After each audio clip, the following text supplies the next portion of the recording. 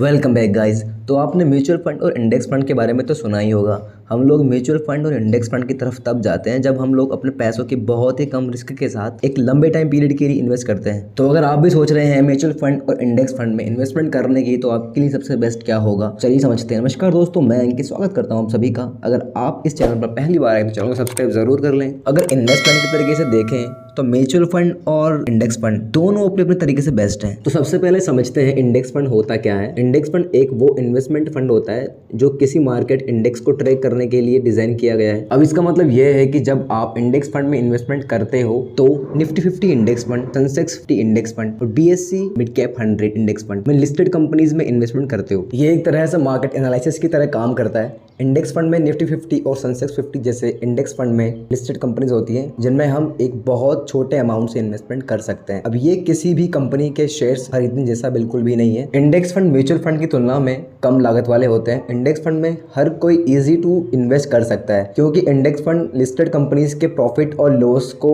Track करता है, जिससे जैसे जैसे कंपनीज को प्रॉफिट होगा वैसे वैसे आपको भी प्रॉफिट होगा। Risk and reward in index fund. Index fund में रिस्क और रिवॉर्ड दोनों ही म्यूचुअल फंड की तुलना में थोड़ा कम होता है क्योंकि इंडेक्स फंड में मार्केट इंडेक्स के अकॉर्डिंग प्रॉफिट होता है जो बिल्कुल इजी होता है, जबकि सेम म्यूचुअल फंड में रिस्क थोड़ा ज्यादा होता है क्योंकि म्यूचुअल फंड में हम ग्रुप ऑफ शेयर्स में इन्वेस्ट करते हैं। इसका मतलब यह है कि अगर इस ग्रुप में एक भी कंपनी के शेयर्स खराब प्रदर्शन करते हैं तो म्यूचुअल फंड प्रॉफिट और लॉस में डिफरेंस आ जाता है। दोस्तों, अगर आप एज ए बिगिनर इन्वेस्ट करने की सोच रहे हैं तो आपको इंडेक्स फंड में इन्वेस्टमेंट करना चाहिए। इससे आप मार्केट स्ट्रेटजीज को सीख सकते हैं, कंपनी परफॉर्मेंस को देख सकते हैं और अच्छे से एनालाइज कर सकते हैं, मार्केट में डायरेक्ट इन्वेस्टमेंट कर सकते हैं। तो बात करते हैं म्यूचुअल फंड के बारे में। दोस्तों, म्यूचुअल फंड के बारे में तो आप लोगों ने सुना ही होगा। अगर आप अपने इन्वेस्टमेंट की जर्नी शुरू करना चाहते हो तो आप as a beginner mutual fund से शुरू कर सकते हैं। सबसे पहले समझते हैं म्यूचुअल फंड होता क्या है। तो म्यूचुअल फंड एक तरह का ग्रुप इन्वेस्टमेंट होता है जिसमें कई सारी वेरिएबल कंपनीज के शेयर्स लिस्टेड होते हैं। अब आप यहाँ म्यूचुअल फंड के जरिए किसी एक कंपनी के शेयर्स में इन्वेस्ट ना करके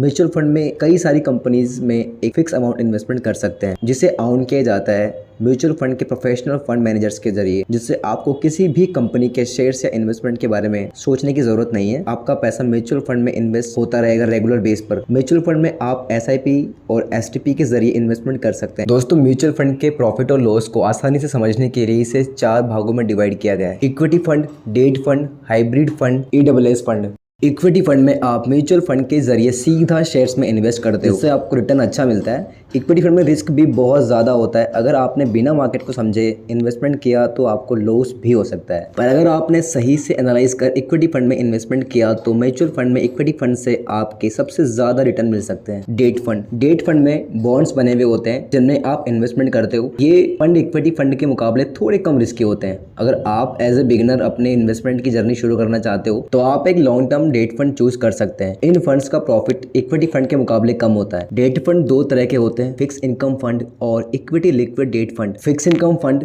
ये थोड़े कम रिस्क वाले फंड होते हैं। अगर आप इन्वेस्टिंग शुरू करना चाहते हैं तो फिक्स इनकम डेट फंड से कर सकते हैं। अब इससे आपको ठीक ठाक रिटर्न के साथ साथ अपने पैसों के बारे में सोचने की भी जरूरत नहीं है क्योंकि वो रिस्क के लेवल से नीचे होते हैं, मतलब रिस्क बहुत कम होता है। इक्विटी लिक्विड डेट फंड, इन फंड्स में रिस्क थोड़ा ज़्यादा होता है, पर अगर आप लॉन्ग टर्म इन्वेस्टमेंट के साथ थोड़ा बहुत रिस्क ले सकते हैं तो ये आपको प्रॉफिट भी अच्छा देते हैं। हाइब्रिड फंड एक तरह का वो म्यूचुअल फंड है जो इक्विटी और डेट फंड दोनों में इन्वेस्ट करता है। इसका मतलब ये है कि आप एक ही फंड में 2 अलग अलग तरह के एसेट्स में इन्वेस्ट कर सकते हैं। हाइब्रिड फंड की सबसे अच्छी बात यह है कि लो रिस्क के साथ इक्विटी और डेट में इन्वेस्ट कर सकता है, वो भी एक अच्छे प्रॉफिट के साथ। ELSS fund equity liquid saving scheme एक तरह का इक्विटी म्यूचुअल फंड है। ELSS फंड में ज्यादातर इन्वेस्टर टैक्स बचाने और लॉन्ग टर्म तक अच्छा प्रॉफिट बनाने के लिए इन्वेस्ट करते हैं। अगर आप भी एक बिजनेस ऑन करते हो तो आपको भी ELSS फंड में इन्वेस्ट करना चाहिए। अब मैं ऐसा इसलिए बोल रहा हूँ क्योंकि इनकम टैक्स के सेक्शन 80C के अकॉर्डिंग